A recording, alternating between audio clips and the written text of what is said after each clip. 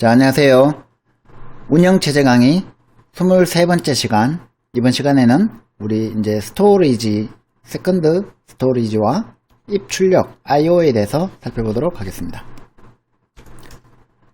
자, 우리 교재의 파트 5인가요? 11장부터 15장을 한꺼번에 통으로 보도록 하겠습니다. 스토리지 매니지먼트 파트입니다. 그 교재 분량은 방대하지만 아주 핵심적인 내용은 뭐 별로 없기 때문에 쭉 이제 키 컨셉만 살펴보도록 하겠습니다. 자, 매스 스토리지는 우리가 non-volatile 메모리, 비휘발성 메모리라고 보면 되겠죠, 그죠? 그리고 이제 주로 세컨더리 스토리지 시스템이라고 합니다. 일반적으로는 이제 하드디스크 드라이브를 얘기하고, 요즘은 이제 non-volatile 메모리, 즉 뭐 SSD나 플래시 메모리 같은 것들을 얘기하죠, 그죠? 저 휴대폰에 쓰는 난드 메모리가 되겠죠, 그죠? 그리고 이제 때로는 마그네틱 테이프를 아직도 쓰는 데가 많습니다. 백업용으로. 그리고 광학 디스크를 쓰는 데도 있고, 그 다음에 이제 클라우드 스토리지를 이용하는 데도 있고. 그래서 이런 이제 2차 저장 장치에는 RAID 시스템이라는 걸 적용합니다. 자, 이제 전통적인 우리 저장 장치는 HDD라고 봐도 무방하죠. 아직까지는 이제 대용량 데이터는 대부분 하드디스크를 쓰는데, 이 하드디스크를 뜯어보면 이렇게 되어 있다고 합니다. 이런 이제 스핀들이 있고, 이게 이제 뱅글뱅글 돌아가는데, 그래서 이제 하드디스크 돌아가는 소리 뭐 그래가지고 우리가 RPM이 얼마다, 1분에 per minute, rotation per minute, 1분에 몇 번 돌아가느냐, 뭐 이런 거, 1ms인가? 1ms에 몇 번 돌아가는가? 이런 거 가지고 이제 성능을 측정하죠, 그죠? 그리고 이제 그거는 이렇게 트랙과, 그 다음에 이제 섹터, 그리고, 요게 이제 실린더고, 요게 트랙이고, 그 다음에 이제 요런 원판, 플래터, 그리고 이제 요거를 읽을 수 있는 암이 있고, 이 암 위에 헤더가 있죠, 그죠? 리드 라이트 헤더. 그리고 이제 암을 이렇게 연결해주는 암 어셈블리가 있고. 요런 하드디스크의 구조에 의해서 우리가 데이터를 읽고 쓰려고 하면 하드디스크를 스케줄링을 또 해줘야 됩니다. 이 스케줄링 자주 나오죠, 그죠? 자, 그러면 이제 하드디스크의 스케줄링 할 때는 목표가 액세스 타임, 우리 메모리 할 때도 액세스 타임을 줄이는 게 목표였죠, 그죠? 근데 이거는 이제 시크 타임이 중요해요. 그거를 최소화시키는 방법이 뭘까? 그리고 이 데이터 전송의 밴드위스를 최대화시키는 방법이 뭘까? 이 두 가지가 하드디스크 스케줄링에서의 가장 큰 목표입니다. 그럼 이제 시크 타임은 어떻게 정의하면 되냐면, 어떤 디바이스 암이 헤드를 움직이는데 특정 실린더의 특정 섹트를 찾아가는데 걸리는 시간이라고 보면 된답니다. 이게 이제 제일 크기 때문에 시크 타임을 줄이는 것을 가장 큰 목표로 합니다. 그러면 이제 이 로테이셔널 레이턴시, 이 빙글빙글 돌아가면서 내가 읽고자 하는 그 섹터에 가는 시간이 가장 이제 많이 데이터를 읽고 쓸 때 많이 걸리는 시간이라는 거죠. 그러면 이제 디스크 밴드위스는 또 뭐냐? 한 번에 트랜스퍼 할 수 있는 용량의 나누기 전체 시간이니까, 만약에 이제 아까 이게 섹터였나요? 이게 굉장히 크면, 한 번에 전송할 수 있는 용량이 커지는 거죠, 그죠? 그 밴드위스를 늘려줘야 됩니다, 그죠? 대폭. 자, 그러면 이제 스케줄링 하면은 제일 먼저 나오는 게 이제 또 P4죠, 그죠? FC, FS. First in, first out. First come, first served. 자, 뭐, 맨날 하는 거니까 이제 더 깊이 설명 안 해도 되겠죠, 그죠? 페어하게. 먼저 오면, 먼저, 이제 서비스를 해주자. 당연히, 최적은 아니겠죠, 그죠? 항상 이게 처음에 시작하는데, 얘가 이제 어떤 문제를 가지고 있는지 파악해서, 그 다음 넘어간다, 그죠? 자, 이제 큐를 한번 봅시다. 얘가 이제 이 디스크를 읽는데 98번 섹터 183번, 37번, 122번, 14번, 124번, 그 65번, 67번 이렇게 읽어드리는 순서가 있다면 이 실린더를 찾기 위해서 이 헤드를 몇 번이나 움직이느냐가 이제 문제인데, 자 보시면 헤드가 53번에서 스타트한다고 가정을 하는 거예요. 자 53번에서 스타트를 했어요. 그러면은 이제 98번으로 갔다가 183번으로 갔다가 37번으로 갔다가 122번으로 갔다가 14번으로 갔다가 124번으로 갔다가 65번으로 갔다가 67번으로 왔다 갔다 하죠. 그죠? 이 그림에서 한번 볼까요? 이게 여기에서 제일 안으로 갔다가 왔다가 막 이렇게 왔다 갔다 해야 돼요. 그죠? 그러면은 이제 당연히 이 헤드 무브먼트는 여기서 요만큼 더하기 요거 더하기 요거 더하기 요거 더하기 요거 더하기 요거 더하기 요거 하면은 이제 640 실린더만큼 헤드가 움직였다는 거죠. 자 그러면은 이제 저거를 저렇게 비효율적으로 하지 말고 스캔을 해보자는 거죠. 그냥 쭉 스캔하면 되지 않느냐. 굳이 왔다 갔다 할 필요 없이 이 디스크암이 한쪽 엔드에서 시작해서 다른 쪽 엔드로 계속 움직이는 거예요. 움직이면서 그 리퀘스트들을 처리해주면 되지 않느냐. 지금 현재 내가 들어온 리퀘스트들을 쭉 처리해주면서 한번 쭉 갔다가 쭉 오자는 거죠. 그럼 이제 방향이 중요한데, 만약에 이제 이쪽으로 쭉 갔다가 다시 이쪽으로 쭉 오고 이쪽으로 쭉 갔다가 이쪽으로 쭉 오고 왔다 갔다 한다고 생각하면은 이제 되잖아요. 그죠? 그래서 아까하고 똑같이 53번에 있었어요. 그리고 그 입력 스트링도 똑같습니다. 그러면 이제 방향을 우리가 0번 쪽으로 먼저 간다고 생각해봐요. 여기서 쭉 만약에 이렇게 갔다가 이렇게 오면서 쭉 읽어드리면 한 번만 왔다 갔다 하면은 여기에 레퍼런스 스트링이 있는 거를 우리가 다 처리해 줄 수 있죠. 그죠? 그러면 이제 요 길이 더하기 요 길이 하면 얼마냐면 236 실린더가 나옵니다. 아까 640인가요? 640보다는 훨씬 더 효율적이겠죠. 그죠? 요놈보다는.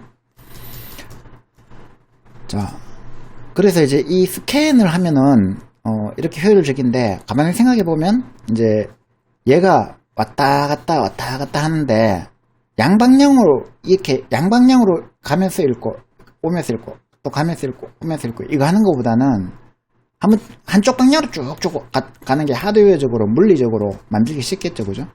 그래서 이제 C 스캔이라는 걸 도입합니다. 서큘러 스캔. 뭐냐면 이 스캔을 하는데 조금 더 유니폼한 웨이트 타임을 주자. 그래서 한 방향으로만 헤드를 움직이자.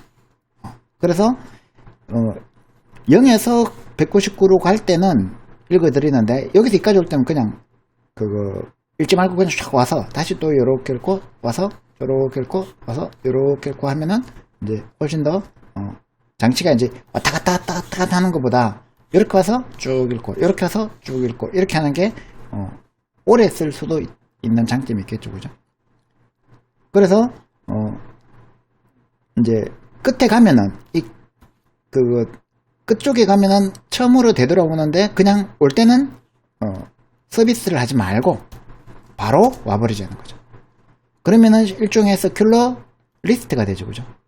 원형 리스트가 돼가지고 이 실린더들을 원형 리스트처럼 다루기 때문에 이제 C 스캔을 하는데 서큘러하게 스캔한다 해서 요거를 이제 원형 서큘러 리스트처럼 다루자는 거죠. 그래서 53번에서 이제 쭉 갔다가 여기까지 가면 확 돌아와서 또 쭉 가면 된다. 이게 이제 C 스캔 디스크 스케줄링이라고 생각하면 됩니다. 요것도 아마 계산을 해보면 183 실린더 리드가 나올 거예요. 헤드 무브먼트가. 그래서 199에서 여기까지 가는 거는 이제 무시를 하면 되겠죠. 그죠? 그럼 이제 이것도 굉장히 효율적이죠. 그죠? 구판에 가면은 뭐 SSTF 하고 또 스캔 말고 룩하고 C룩이라고 있는데, 이걸 이제 요번에 C판에 오면서 다 뺐더라고요. 그래서 구판 갖고 있는 사람은 그거를 봐도 되는데 뭐 별로 안 중요하니까 뺐겠죠. 그죠? 자, 그 다음에 이제 우리가 매스 스토리지를 생각할 때 부트 블락이라는 거를 또 한번 생각을 해줘야 돼요. 왜냐하면 이제 하드디스크 있죠, HDD. 그 다음에 메모리 있죠. 이거는 램이죠, 그죠? 그 다음에 이제 CPU가 있죠, 그죠? 그 다음에 우리가 또 중요한 저장 장치로 중간에 캐시도 있지만 롬이 하나 있어야 되죠, 롬. E2P 롬, 그죠? 이거는 주로 뭐를 하는데 씁니까? 어떤 이제 전원이 인가됐을 때, 우리 처음에 했던 거 기억나나 모르겠다. 그 처음에 했을 때, 전원이 인가됐을 때 이 컴퓨터를 구동시키기 위한 첫 번째 이니셜 프로그램을 우리가 뭐라고 했어요? 부트스트랩 로더라고 했죠, 그죠? 부트스트래핑이라고 했잖아요, 그죠? 그거는 이제 남볼로타임 메모리, NVMe 플래시 메모리에 주로 E2P롬 같은 데다가 저장해 놓고 전원이 딱 인가되면 무조건 얘가 메모리에 탁 올라와서 얘가 이제 시스템 초기해주고 제일 중요한 게 뭐냐면 운영체제 커널을 탁 로드해 주는 거죠, 그죠?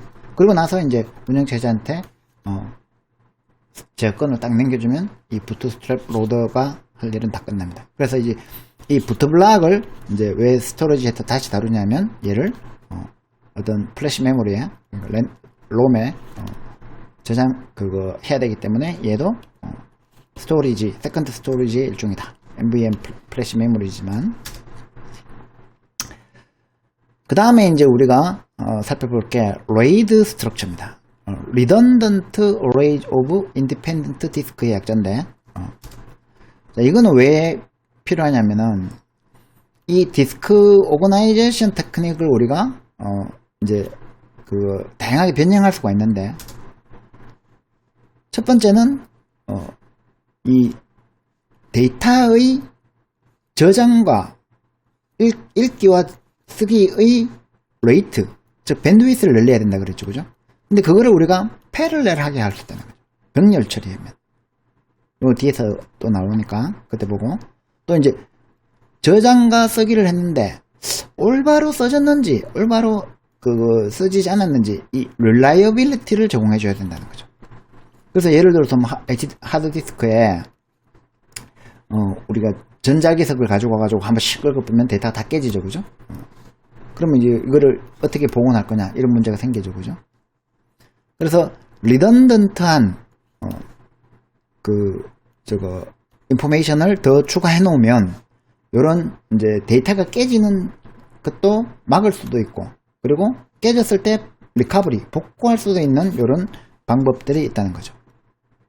그래서 어떤 드라이버의 페일러, 하드디스크가 물이 잠기거나 뭐 비를 맞아서 번개를 맞거나 뭐 이런 하드디스크 페일러에도 안심할 수 있는 이 로스 오브 데이터가 없도록 하는 그런 방법을 이제 연구를 해보자는 거죠. 레이드에서 다룹니다. 자, 먼저 reliability, 데이터의 reliability를 리던던시로 올리는 방법.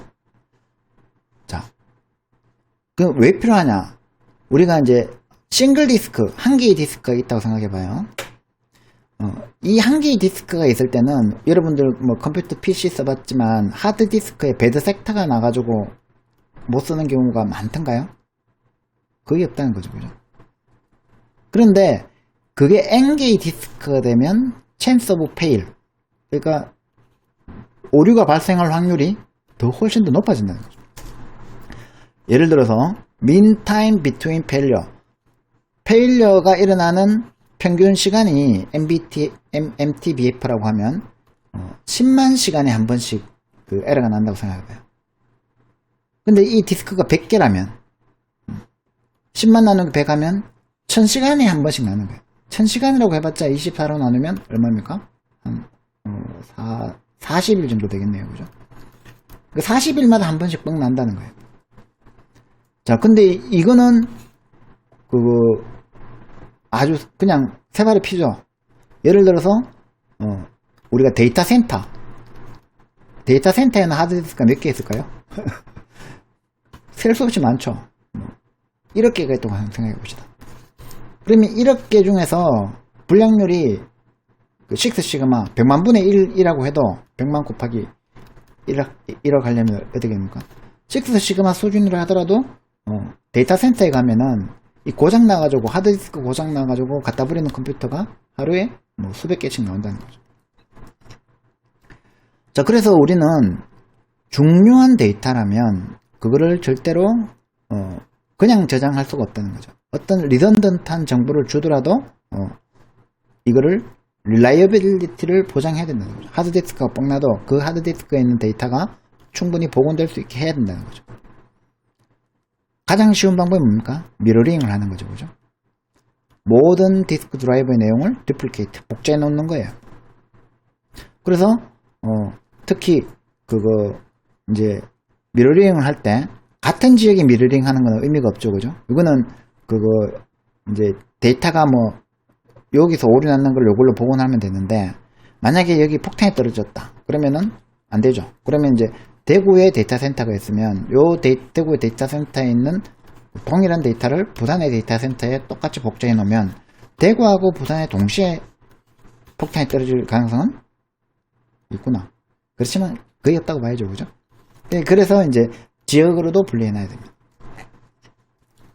자, 이번에는 이제 패럴렐리즘을 통해서 퍼포먼스를 올리는 방법을 한번 생각을 해봅시다. 자, 만약에 이제 우리가 멀티플 드라이브가 있다면은 이거를 트랜스퍼 레이트, 전송률을 올리는데 사용할 수가 있는데, 그거를 우리가 스트라이핑이라고 합니다. 이 데이터를 드라이브에 전송을 할 때, 예를 들어서 드라이브가 이렇게 4개가 있다고 생각해봐요. 그러면은 이제 우리가 보통은 4비트를 쓰려면 얘를 버스에 실어서 보내는데 1비트 보내고 2비트 보내고 3비트 보내고 4비트 보내고 이렇게 직렬로 보내야 되죠. 그죠? 근데 얘를 이렇게 연결해 가지고 데이터를 보내면 4비트를 보내는데 한 번에 보낼 수 있죠. 이게 병렬이죠. 그죠? 패럴렐 하죠. 그죠?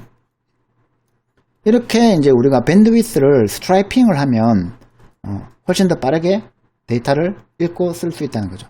그거를 이제 우리가 비트 레벨로 보낸다고 해서 이 스플리팅을 바이트의 비트 이제 8개 있으면 그죠? 8개로 하면 바이트를 스트라이핑 할 수 있죠. 그죠? 만약 8개 있으면 I 비트를 I 번째 드라이브에 쓰면 되니까. 혹은 이거를 아예 블락 레벨로 스트라이핑 할 수도 있겠죠. 그죠? 일반화 시켜가지고. 자, 이렇게 스트라이핑을 통해서 비트 레벨 스트라이핑이나 블락 레벨 스트라이핑을 통해서 패럴렐하게 처리를 하면 퍼포먼스도 올릴 수 있죠. 그죠?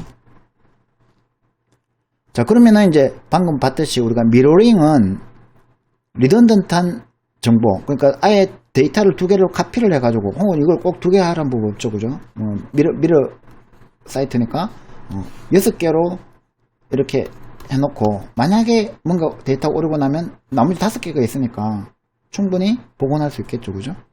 그래서 하일리 릴라이어블 합니다. 그런데 너무 비용이 비싸죠. 그런데 스트라이핑은 어때요?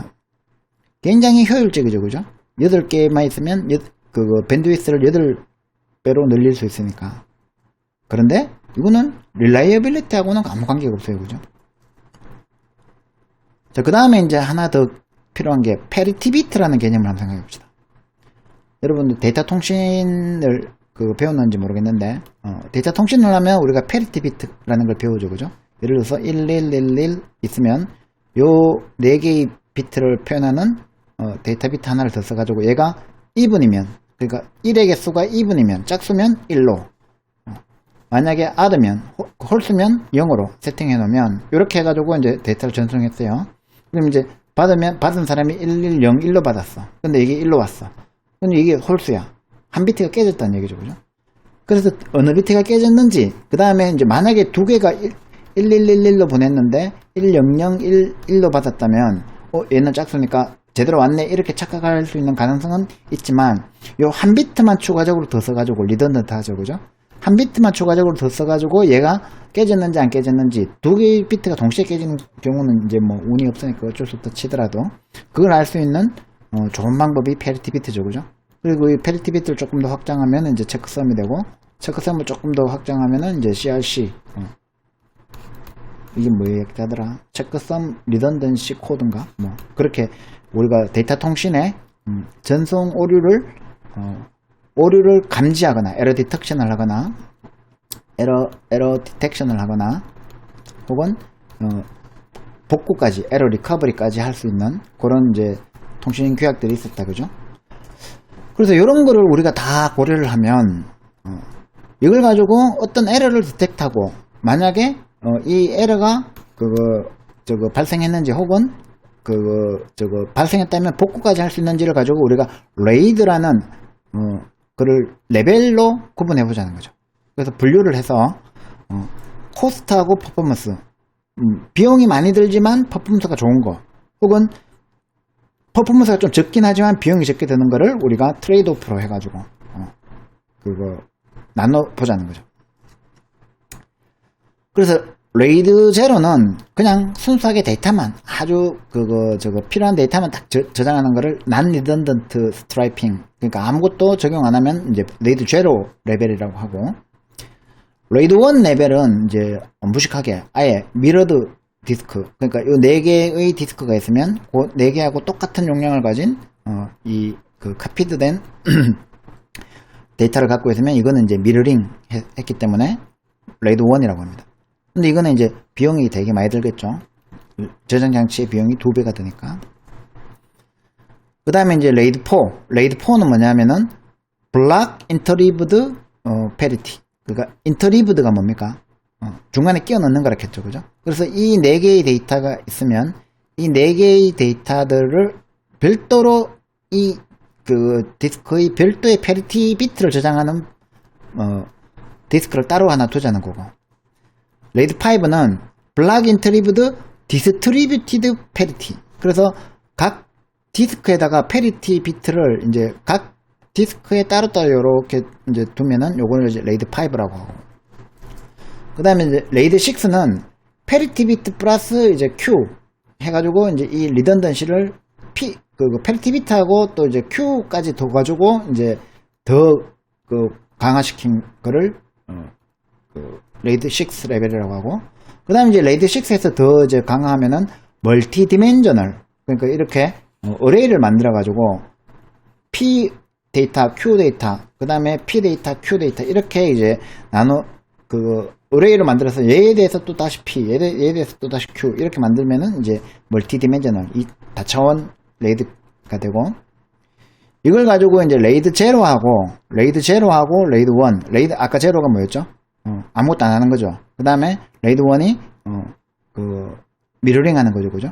그래서 요렇게 가지고 있는 거를 요렇게 미러링 하거나, 반대로 요렇게 미러된 거를 요렇게 스트라이핑 하거나, 요렇게 하면은 이제 이 스트라이핑을 쓰니까 성능도 높이고 미러링도 되고 아주 이제 좋겠죠, 그죠? 그래서 이제 요런 레이드 장치들은 굉장히 이제 중요한 서비스들, 뭐 예를 들어서 이 통사의 요금 정보라든지 뭐 이런 거, 고객 정보라든지 이런 정보들은 깨지면 안 되잖아요, 그죠? 그래서 이런 것들은 항상 이런 레이드 1 플러스 1 혹은 레이드 1 플러스 0이 적용된 스토리지를 사용을 해야 됩니다. 그래서 아주 이제 값비싼 시스템 보면 이런 레이드 레벨이 5냐 6냐 혹은 레이드 0 플러스 1이냐, 그러니까 프로젝트 이렇게 RFP라고 Request for Proposal이라고 해서 제안 요구서 낼 때 이 시스템에 적용해야 될 레이드 레벨을 지정해 줍니다. 그럼 그걸 못 맞추면 프로젝트 못 따는 거죠, 그죠? 자, 그래서 이제 저장 장치를 우리가 살펴봤고, 그 다음에 이제 IO 시스템에서 IO에서 우리가 이제 컴퓨터가 하는 일은 크게 2가지인데, 계산하는 기능, 우리가 이제 CPU 이때까지 열심히 배웠는데 실제로 우리가 이제 별로 공부는 안 하지만 컴퓨터가 하는 일 중에 대부분 IO예요, 그죠? 그러니까 어떻게 보면 IO가 더 중요하기도 하죠. 그래서 요새는 UI 혹은 UX 이래가지고 이제 UX가 더 중요한 시기가 됐죠, 그죠? 우리가 이제 웹 브라우징 할 때 한번 생각해 보면, 이 웹 브라우징을 하기 위해서 우리가 컴퓨터가 계산하는 시간보다는 화면에 이 HTML 파일을 뿌려주고 그 다음에 사용자가 클릭하면 또 다음 페이지 가져오고 이런 일들이 더 많다는 거죠. 파일 에디팅 할 때도 마찬가지예요. 우리가 열심히 그 워드를 치지만 그 컴퓨터 입장에서는 얘는 굉장히 오래간만에 한 번씩 그 입력을 주는 거예요. 그죠? 유튜브 시청도 마찬가지고 여러분 게임할 때도 마찬가지입니다. 게임할 때도 뭐 3D 그래픽 게임 이제 요새 굉장히 무거운 거 뭐 배틀그라운드 이런 거 한다고 치면 그 3D 그래픽 계산하는 거는 GPU가 알아서 할 거고 나머지는 전부 다 IO 처리잖아요. 그죠? 화면에 화려한 그래픽을 띄워주고 그 다음에 사용자가 클릭하는 거를 우리 받아서 처리해주고 그래서 사실은 IO가 굉장히 중요한데 우리가 이제 해야 될 일이 IO를 컨트롤하고 그 다음에 IO 디바이스를 관리하는 게 OS의 할 일인데 여러분들이 만약에 삼성전자나 이런데 회사에 취업을 하면 OS 파트에 가도 이 커널 건드릴 일은 거의 없어요. 커널을 만들거나 커널을 제어해야 될 일은 뭐 가물에 콩나듯이 있고 대부분은 뭐 하냐면 IO 디바이스 드라이버 만드는 일을 합니다. 그래서 이게 이제 실무적으로는 이게 더 중요한데 우리가 IO 디바이스 만드는 거는 이제 디바이스 드라이버 만드는 건 별로 이제 강의에서 안 다루긴 한데 그래도 이론을 많이 알아야 나중에 이런 갈 때도 잘합니다. 자, 그래서 우리가 이제 보면은 그 버스 모든 PC 아키텍처 중심에는 버스가 있죠. 그죠? 택시가 아니고 버스입니다. 그래서 이 버스에 뭐가 달려있냐면 컨트롤러가 하나씩 달려있죠. 결국에는 이 컨트롤러, 이 IO 디바이스 컨트롤러를 가지고 우리가 이 버스를 통해서 PCI 버스를 통해서 CPU가 각 디바이스들에게 명령을 내리는데 그거를 OS가 다 관장을 해주는 거죠. 그죠? 그러면 이제 그 중에서 우리가 메모리 맵드 IO라는 개념을 알아야 되는데 이 메모리 맵드 IO는 기본적인 질문이 그래. 이거예요. 이 인풋 아웃풋을 하려면 결국에는 어떤 디바이스에다가 명령을 줘야 되죠. CPU가. 너 그거 지금 초기화해. 너 불 켜줘. LED 켜. LED 꺼. 이렇게 디바이스에 내리는 명령을 어떻게 우리가 전달할 거냐는. 요건 이제 아두이노나 아니면 그 AVR 뭐 이런 거를 다뤄본 사람들은 해봤어요. 그죠? LED 켜기 끄기 뭐 저거 뭐 세븐 세그멘트 가지고 뭐 하기 이런 거 할 때 여러분들 뭐 했습니까? 결국은 요 데이터 인 레지스터, 데이터 아웃 레지스터, 스테이터스 레지스터, 컨트롤 레지스터가 몇 번지인지 알아가지고 그 0x 뭐 몇 번지에다가 저거 0x 072F를 쓰면 뭐 이 그거 컨트롤 레지스터에다가 이 명령을 쓰면 LED가 초기화된다든지 꺼진다든지 켜진다든지 이런 걸 이제 인베디드 시스템 할 때 공부를 했죠. 그죠? 그래서 이제 메모리 맵드 IO라는 건 뭐냐면은 방금 얘기했던 대로 이 CPU IO 어드레스에다가 어떤 인터럽트 컨트롤러가 달려있는지 이렇게 메모리에다가 매핑을 시켜주니까 우리는 이 메모리에다가 IO 명령을 주면은 이 메모리 명령을 통해서 컨트롤 레지스터의 역할을 우리가 할 수 있다는 거예요. 그래서 이제 어떤 CPU는 이 IO 리퀘스트를 이 디바이스 컨트롤 레지스터에 매핑되어 있는 이 메모리 영역에다가 인스트럭션을 인풋을 주고 아웃풋을 받고 그 다음에 데이터 인을 주고 그러니까 그 컨트롤 정보를 줘가지고 제어를 하고 이렇게 한다는 거죠. 자, 그 다음에 요거는 이제 좀 중요한데 IO 타입에는 크게 보면 세 가지가 있어요. 하나는 폴링. 이건 우리가 이제 비지 웨이팅이라는 용어로 이미 배웠습니다. 그죠? 자, 어떤 우리가 레지스터 정보가 있는데 여기에 이제 데이터를 받아야 돼. 그러면은 요 데이터를 이제 데이터 인 레지스터라고 치면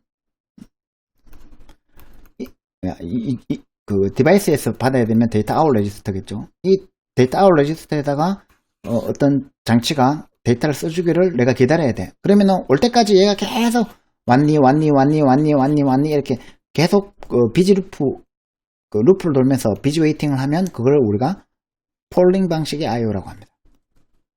그래서 이 스테이터스 레지스터를, 상태 레지스터를 계속해서 반복해서 비트가 클리어 될 때까지 읽어보는 거죠. 그럼 비트가 클리어 되면 왔네? 그러면 이제 데이터를 받아가면 되죠. 그죠? 그 다음에 이제 두 번째는 폴링은 비지 웨이팅 하는 거고, 인터럽트 방식, 인터럽트 드리븐 IO를 하는 거죠. 자, 인터럽트 드리븐은 우리가 이제 웨이트하고 시그널, 자바에서 노티파이, 요걸 통해서 많이 배웠어요. 그러니까 웨이트 하면은 이제 대기하고 있는데 그때 시그널 주면 이게 인터럽트 걸린다 그랬죠. 그죠? 그러면은 이 인터럽트 리퀘스트 라인이라는 하드웨어적인 선이 있어가지고 요 선이 이제 그거에 전기가 흐르면 인터럽트가 걸린 거죠. 그죠? 그러면 이제 CPU가 그거를 인터럽트를 디텍션 할 수 있죠. 이 라인으로부터 신호가 오면. 그러면 이제 CPU가 해줄 일은 뭐냐? 어떤 인터럽트에 대해서 인터럽트의 종류를 쭉 선언해 놓고 그 인터럽트를 처리해주는 인터럽트 서비스 루틴한테 제어권을 넘겨주면 되는 거죠. 주로 이게 이제 만약에 소프트웨어 인터럽트라면, 하드웨어 인터럽트라면 그 하드웨어한테 신호를 주면 되고, 소프트웨어 인터럽트라면 한 펑션을 만들어놓는 거예요. 예를 들면 인터럽트 중에 divide by zero라는 인터럽트가 있다고 합시다. divide by zero는 이제 대표적인 소프트웨어 인터럽트예요. 그러면 이제 그 프로그램 짜다가 이제 divide by zero가 발생했어요. 그러면 이제 인터럽트가 누군가가 일러주겠죠. 그죠? 그러면은 이제 CPU가 인터럽트를 받았으면 이 divide by zero를 처리하는 특정 OS 영역을 보면 어느 위치에 이 divide by zero를 처리하는 함수가 있을 것이다 라고 해서 그 함수를 점프를 하겠죠. 그죠? 그럼 여기서 이제 그 프로세스를 끝내라 이런 명령어들이 있겠죠. 혹은 한 번은 봐줘라 이런 것들. 그래서 이런 인터럽트들을, 다양한 인터럽트들을 인터럽트 벡터 테이블이라는 곳에다가 모아놓고 이제 이 ISR에다가 핸들링 제어권을 넘겨주는 겁니다. 그래서 폴링하고 인터럽트가 대표적인 IO의 방식인데, 아주 대용량 데이터 같으면, 라지 데이터 트랜스퍼 같으면, 일장할 때 제가 설명을 한번 했는데, 다이렉트 메모리 액세스를 하자는 거죠.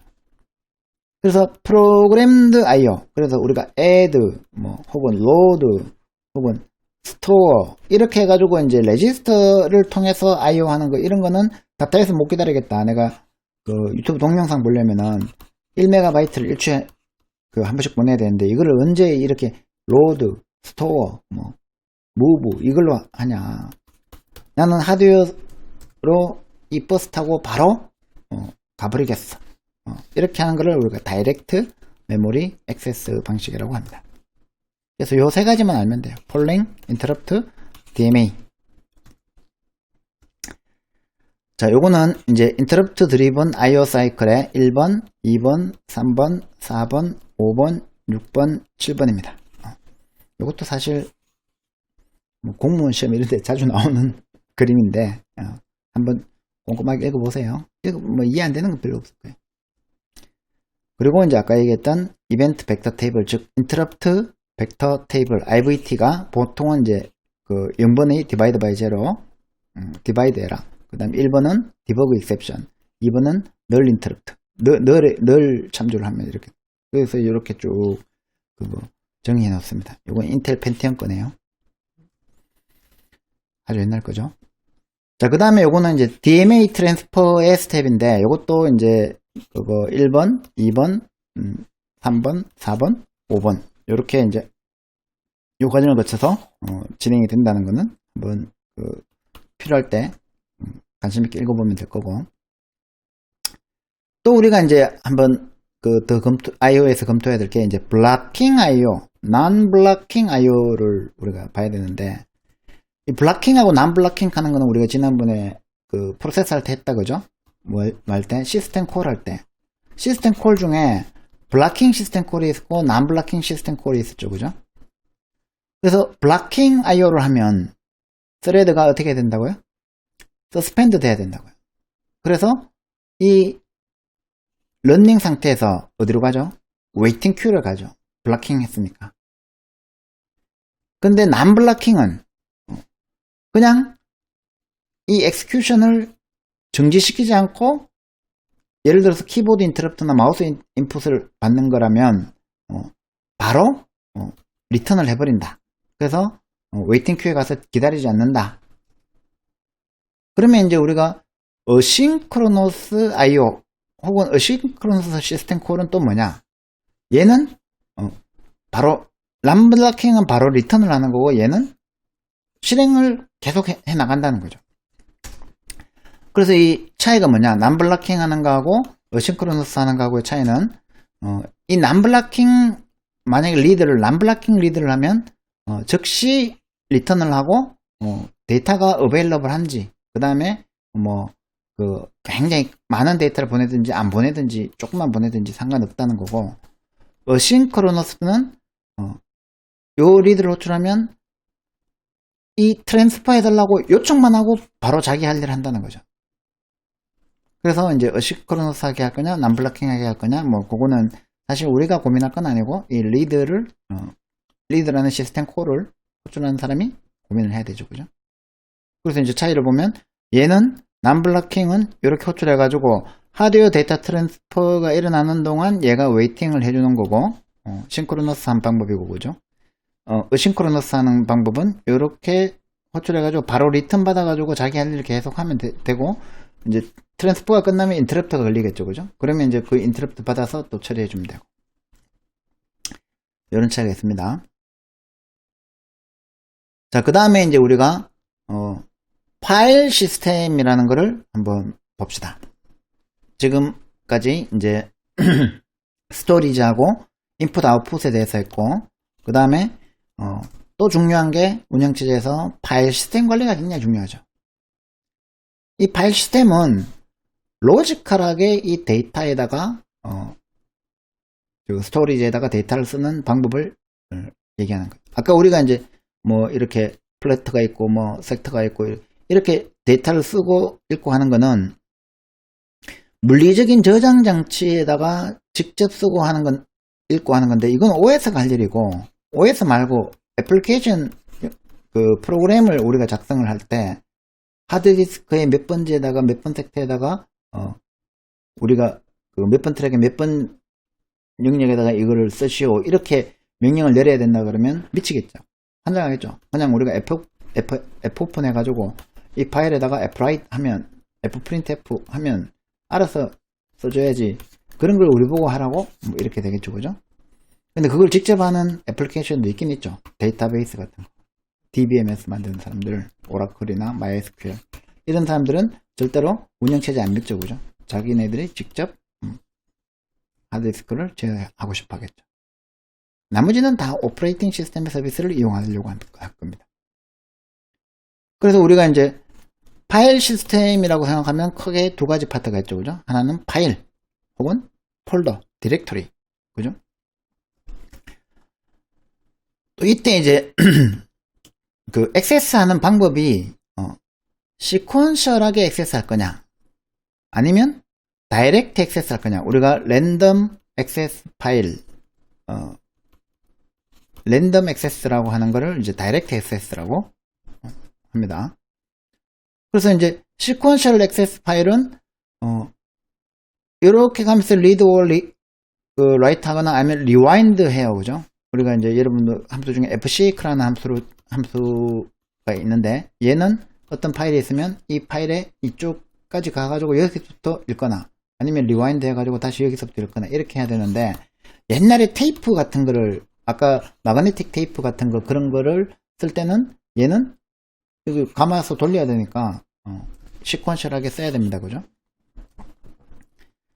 선사시대 얘기죠. 근데 요새는 이제 대부분 다 이렇게 랜덤 액세스를 할 수 있다는 거죠.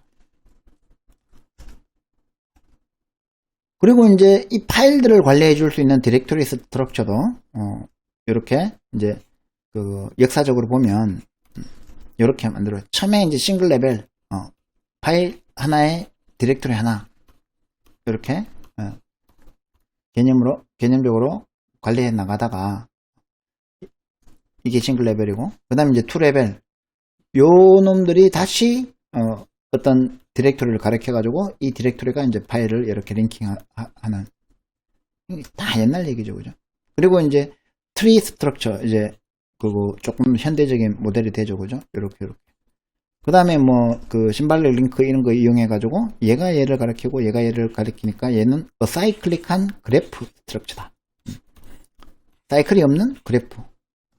근데 사이클이 있으면 어때? 이래가지고 이제 아예 그냥 제너럴한 그래프로 이래가지고 사이클 있어도 뭐 상관없도록 이렇게 현대적으로 만들면 되겠죠, 그죠? 자, 그러면은 이 파일 시스템 자체도 우리가 여러 개의 레벨로 나눠줘요. 아까 살펴봤다시피 실제로 디바이스 HDD 같은 데다가 쓰고 읽고 할 때는 섹터 뭐 트랙에 섹터 단위로 읽고 쓰고 한단 말이죠, 그죠? 그러면 이제 그거를 해줄 수 있는 IO 컨트롤이 있을 것이고 이 IO 컨트롤을 관장하는 파일 시스템, 베이직 파일 시스템은 이제 OS 레벨에서 얘가 관리해 줘야 되겠죠, 그죠? 그러면은 이제 그 위에 로지컬 파일 시스템, 우리가 이제 드디어 쓸 수 있는 F-open이나 F-close, F-write 이런 것들은 이제 이 위에서 라이브러리 형태로 제공되죠. 그러면 이제 애플리케이션 프로그램에서 얘를 로지컬하게 읽고 쓰고 하는 거를 트랜스페어런트하게 할 수 있다는 거죠. 자, 이때 이제 또 그 로케이션 메소드가 또 고민이 되는 게 나오는데, 이제 이 파일 시스템에 이 파일을 어떻게 이제 또 로케이션 할 거냐. 우리 그 페이징 할 때처럼 페이징 할 때 프레임 로케이션 하듯이 하드디스크의 섹터를 그 파일에 어떻게 얼로케이팅 할 거냐도 이제 문제가 된다는 거죠. 효율적으로 해야 되고 빠르게 액세스가 가능해야 해야 되는데 또 이제 구조는 똑같습니다. 컨티기오스가 나오겠죠. 그 다음에 이제 링크트가 나오고 인덱스트가 나옵니다. 자, 요거를 이제 그 컨티기오스는 우리 그 컨티기오스 메모리 알로케이션하고 똑같다고 보면 돼요. 프로세스를 할당하는 것처럼 파일 한 개가 있으면 어떤 파일이 있으면 그 파일을 연속적으로 이렇게 통째로 올린다는 거예요. 그래서 예를 들어서 카운트라는 파일은 잘 보면 0에서 시작해서 랭스가 2야. 그러면 0에서 0, 1 요 두 개의 섹터를 얘가 사용하는 거죠, 그죠? 그 다음에 TR은 14번에 시작해서 3개야. TR은 이렇게 14, 15, 16번을 쓰겠죠. 리스트는 28번에서 시작해서 4개, 28번에 시작해서 4개. 이렇게 연속으로 메모리를 할당해주면 요 디렉토리 정보만 갖고 있으면 이 어느 섹터의 어떤 걸 읽어와야 되는지 충분히 알 수 있겠죠, 그죠? 이렇게 해놓으면 아까 우리가 알고리즘 중에 P4, 그 다음에 스캔, 뭘 써도 다 효율적이죠, 그죠? 그건 쭉 읽으면 되니까. 자, 그런데 이제 세상 일이 그렇게 쉽진 않다는 거죠. 무슨 문제가 생깁니까? 컨티기오스 알로케이션을 하면 파일을 읽었다가 지웠다가 썼다가 지웠다가 계속 할 건데 external fragmentation 발생하죠, 그죠? 그 다음에 이제 그럼 external fragmentation이 발생하면 컴팩션 해줘야 되죠. 그리고 이제 쭉 파일을 내가 영화 한 편을 저장했는데 2GB짜리 파일인데 예를 들어서 요 뒤에다가 내가 F4 해가지고 이 뒤에다가 조금 더 붙이니까 얘를 침범해요. 그러면 이 통째로 이제 옮겨야 되겠죠, 그죠? 이런 이제 말도 안 되는 일들이 벌어지니까 링크트 알로케이션을 해보자는 거죠. 이 컨티기어스 알로케이션의 이런 문제들을 링크트 리스트로 만들어서 우리가 페이징 할 때 배웠잖아요, 그죠? 그러니까 이거 쪼개자 파일을 블락 단위로. 그 다음에 얘를 이렇게 링크트 리스트로 연결해주면 되지 않느냐, 그죠? 그러면 이제 어디든 뻗어나갈 수 있으니까 페이징하고 똑같이 예를 들어서 zip이라는 파일을 9번에서 스타트해서 25번에서 끝난다. 이것만 이제 가르쳐주면 9번에 가보면 9번이 어디 있냐? 여기 있네요, 그죠? 9번에 이제 얘가 딱 가보면 요 파일 블락 안에 몇 번 블락에 이제 다음 블락이 있는지를 가르쳐주면 이렇게 가면 여기서 또 이렇게 가고 또 여기서 이렇게 가고 이렇게 가고 이렇게 가보니까 여기가 지금 25분 블락이네. 끝이네. 그래서 여기서부터 여기까지 쭉 읽으면 이제 파란 알 다 읽는 거죠. 이런 거를 링크트 리스트를 사용한다고 해서 링크트 알로케이션 디스크 스페이스 전략이라고 합니다. 자, 그런데 이제 이 링크트 알로케이션도 단점이 있어요. 한번 생각해 보면 시퀀셜하게 액세스하면 괜찮은데 내가 이제 영화를 보는데 이게 쭉 링크트 리스트로 돼 있어요. 그죠? 그래서 내가 이제 찍 해가지고 이제 슬라이드를 쭉 옮겨가지고 내가 여기서부터 보고 싶다. 그러면은 어떻게 돼요? 하나씩 이렇게 찾아가야 되는 거죠. 그죠? 이렇게 쭉 못 간다는 거죠. 그래서 아이스 블락을 찾을 때 우리가 처음부터 다 뒤져봐야 되는 이런 이제 단점이 있기 때문에 이제 FAT 이제 많이 들어봤죠? 팻32 뭐 팻 하면서 요새는 이제 윈도우즈에서도 다 NTFS 쓰니까 패치란 말 처음 들어볼 수도 있겠네요. FAT라는 전통적인 방법이 있었는데 이거는 이제 링크트 로케이션을 쓰긴 썼는데 조금 더 효율적으로 하자는 거죠. 어떻게 하냐면은 어떤 볼륨에다가 이 링크트 리스트의 인덱스를 넣어보자는 거죠. 요렇게 테스트란 파일이 있으면 스타트 블락이 217이라는 걸 저장하는 공간이 따로 있으면 217에 가서 이제 618로 가서 다시 339로 가면 얘가 이제 마이너스 1 되면은 이 블락에 FAT에 마이너스 1이 써져 있으면 이제 이 블락이 끝난다는 거죠. 자, 그런데 이제 이 FAT는 용어가 이제 굉장히 많이 쓰는 용어니까 다르고 그걸 이제 일반화 시키면 indexed allocation이라는 방법으로 우리가 표현할 수 있다는 거죠. 그래서 방금 이제 FAT에서 우리가 링크트 allocation하고 결합해서 쓰면 효율적이긴 한데 이 여전히 이 블락 자체가 스캐터 돼 있죠.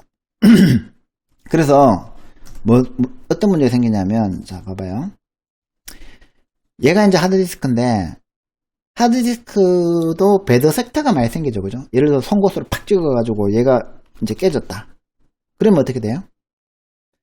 9번으로 가서 갔는데 얘가 배드 섹터야. 그러면 이 뒤에 다 못 읽죠. 그죠? 그래서 이런 일을 방지하려면 요렇게 zip이라는 파일이 19번 인덱스 블락을 가보면 요 19번 인덱스 블락에 이렇게 블락들을 다 엮는 거예요. 그러면 이제 9번 다음에 16번이고 16번 다음에 1번이고 1번 다음에 10번이고 10번 다음에 25번이고 이렇게 이제 복원을 할 수 있다는 거예요. 그래서 이 인덱스드 알로케이션은 요 링크트 알로케이션의 단점, 이 포인터들이 막 스캐터 되어 있다는 거, 여기저기 막 뿌려져 있다는 거, 이거를 극복을 해서 이 모든 포인터들을 인덱스 블락에다가 담아 놓자는 거죠. 그러면 각각의 파일은 인덱스 블락을 우리가 소유하면 되고 이 i번째 엔트리는 이 블락만 알면 알 수 있다는 거죠. 자, 그래서 여러분들이 요거를 뭘 생각하면 재밌냐면 디지털 포렌식을 한번 생각해요. 디지털 포렌식이라고 들어봤죠? CSI, 마이애미 뭐 이런 거 있잖아요. CSI. 우리가 이제 항상 범죄 정보 복원했다 하죠. 그죠? 파일을 지워도 복원할 수 있다고 얘기를 하죠. 그게 왜 그러냐? 요 인덱스 블락만 찾으면 내가 파일 나중에 이제 뒤에서 다루기 좀 그렇습니다. 결국에는 이런 걸 이제 리눅스는 아이노드라는 걸로 관리를 하거든요.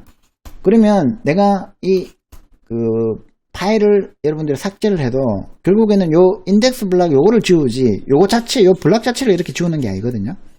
무슨 말인지 알겠죠? 그래서 만약에 이 파일이 지워졌다 그러면 이걸 마이너스 1로 써버리거나 아니면 요 엔트리를 없애버리는 거지 요 블락 자체는 남아있어요. 그러면은 내가 파일을 아무리 열심히 지워도 그 포렌식 전문가가 딱 봤을 때 쭉 따라가다가 요게 인덱스 블락이네. 그러면 인덱스 블락에 있는 요 블락 정보들을 쭉 하면 얘가 이제 만약에 덮어섰으면 깨지지만 예를 들어서 이미지 파일 같은 경우에는 그 한 여러 개의 블락을 덮어서 가지고 이 정보가 사라져도 요 블락들이 남아 있으면 대충 이미지가 어떤 이미지인지는 다 나온다 그죠? 그래서 이게 복원이 다 되는 거예요. 그래서 우리가 이제 로레벨 포맷 한다 하면은 이런 것까지 일일이 다 0으로 초기화 시켜주는 거죠. 근데 이걸 자기의 성질을 이용해 가지고 한번 지워도 그 전에 뭐였는지가 또 복원이 된다는 거죠. 그래서 두 번 지우면 그러면 그 전에 것도 이 포렌식이 재밌는 방법입니다. 그러니까 여러분들이 디지털 포렌식 같은 거 이제 사이버 경찰청에 취업하고 싶으면 이 파일 시스템을 굉장히 연구를 많이 해야 됩니다. 파일 시스템은 종류도 많고 복잡하고 힘들어요. 그래서 리눅스에서는 ELF 파일 포맷이 있거든요. ELF라는 파일 포맷은 아주 전통적인 파일 포맷이니까 ELF 파일 포맷을 공부해보면 또 재밌습니다. 자, 마지막으로 우리가 이제 프리 스페이스 매니지먼트도 해줘야 된다. 그래서 이제 결국에는 내가 요 섹터들을 이렇게 썼으면 우리가 프래그멘테이션 할 때 했듯이 혹은 페이징 할 때 했듯이 안 쓰는 리스트 헤드를 이렇게 우리가 갖고 있어야지 얘를 필요할 때 스왑인 스왑아웃 하듯이 그렇게 할당해서 우리가 쓸 수 있다는 거죠. 그죠? 그래서 프리 스페이스 리스트를 관리한다. 이렇게 하시면 됩니다. 자, 오늘은 이제 세컨드 스토리지, 즉 하드디스크나 HDD나 SSD, 솔리드 스테이트 디스크 같은 이런 난볼로타일한 메모리를 가지고 이거를 어떻게 데이터를 저장하고 읽고 또 레이드처럼 이렇게 복원할 수 있는 구조를 가지고 그걸 가지고 논리적으로 파일 시스템을 어떻게 만들고 하는지를 살펴봤습니다. 수고했습니다.